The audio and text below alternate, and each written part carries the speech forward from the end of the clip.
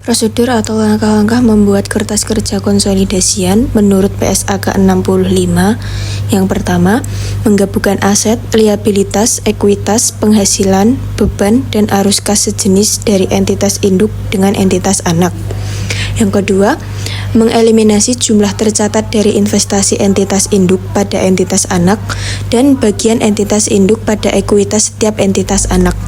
Yang ketiga, mengeliminasi secara penuh aset dan liabilitas ekuitas, penghasilan, beban, dan arus kas dalam intra kelompok usaha terkait. Bagian awal dari kertas kerja konsolidasian dimulai dengan menyiapkan laporan laba rugi konsolidasian.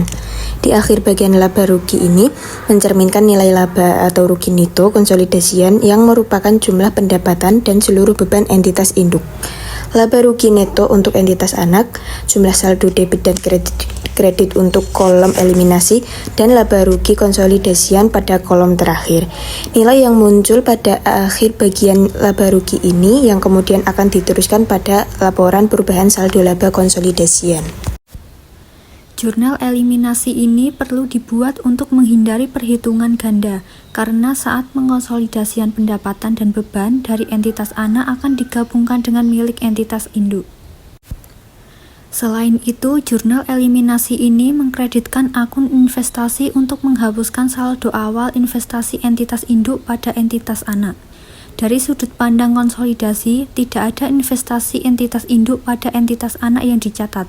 Sedangkan pada sisi debit, dihapuskan ekuitas milik entitas anak, yakni saham biasa dan saldo laba atas saldo awal akun-akun tersebut. Bagian selanjutnya adalah laporan saldo laba.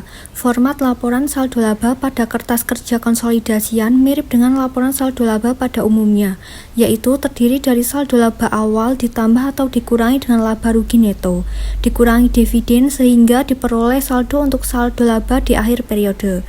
Nilai laba atau rugi neto pada bagian saldo laba diperoleh dari nilai yang muncul pada akhir bagian laporan laba rugi yang sebelumnya telah disajikan. Pada akhir bagian laporan saldo laba disajikan pula saldo akhir untuk saldo laba entitas induk, entitas anak, saldo debit dan saldo kredit, kolom eliminasi, serta saldo laba konsolidasi akhir pada kolom terakhir. Penyelesaian yang pertama itu membuat jurnal eliminasi untuk tahun 2021. Dimulai dari perhitungan nilai buku tahun 2021, itu ada nilai buku awal, laba neto, dividen sama nilai buku akhir. Nilai buku awal itu diambil dari nilai buku akhir di tahun 2021 sebesar 355 juta. Saham biasa itu diambil dari soal. Saham biasa, saldo laba, dividen dan nilai buku akhir itu semua diambil dari soal. Terus untuk yang 31 Desember 2021 ini membuat jurnal eliminasi. Mengeliminasi saham biasa sebesar 200 juta, saldo laba di debit sebesar 155 juta, bagian laba dari PT Farva di debit sebesar 80 juta, dividen di kredit sebesar 30 juta, dan investasi di PT Farva 405 juta. Setelah itu masuk ke penyelesaian kertas kerja konsolidasi tahun 2021. Jadi kertas kerja konsolidasi itu ada 3 bagian, yaitu bagian laporan laba rugi, bagian laporan saldo laba, sama bagian laporan posisi keuangan. Itu ada neraca saldo dari PT AFAF sama PT Farva. Terus ada jurnal eliminasi sama konsolidasi. Untuk bagian laporan laba rugi itu ada penjualan, beban pokok penjualan, beban penyusutan, beban lainnya sama bagian laba dari PT Farva. Untuk nominalnya kita ambil dari neraca saldo bagian PT AFAF sama PT Farva, itu dijumlah ke bawah. Terus jurnal eliminasi, yang dieliminasi itu bagian laba dari PT Farva. Kalau konsolidasi itu penjumlahan dari neraca saldo PT AFAF sama PT Farva. Terus bentuk laporan saldo laba itu dari saldo laba awal, laba ruginya dikurangi dividen, itu diambil dari neraca saldo bagian PT AFAF sama PT Farva yang dieliminasi. Di debit itu ada saldo laba awal, laba rugi neto, sama yang di kredit itu ada dividen. Konsolidasinya juga penjumlahan dari PT AFAF sama PT Farva dengan saldo laba akhir 680 juta. Terus bagian posisi keuangan itu ada dua, yaitu aset sama liabilitas dan ekuitas.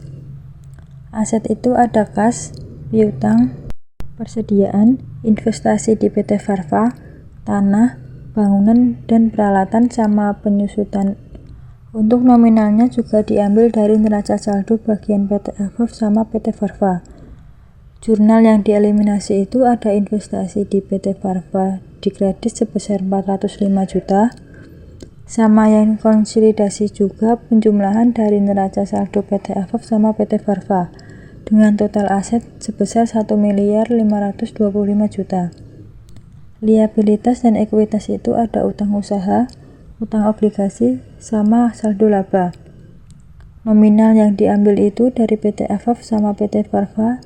Terus jurnal eliminasi yang dieliminasi itu saham biasa didebit sebesar 200 juta, saldo laba didebit sebesar 235 juta, terus saldo laba dikredit 30 juta.